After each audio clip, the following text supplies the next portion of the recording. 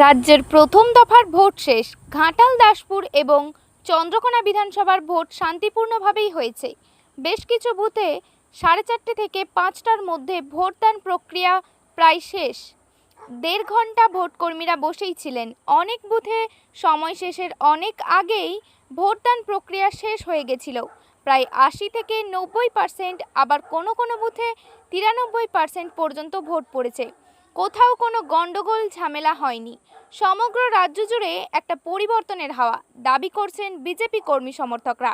বামেরাও দাবি করছেন ফলাফল ভালো হবে, কংগ্রেসরাও দাবি করছেন ফলাফল ভালো হবে।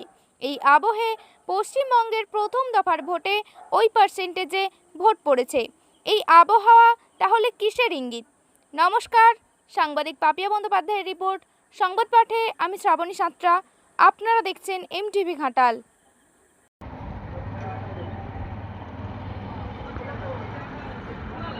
এখানটা তো হাওয়া দিচ্ছে।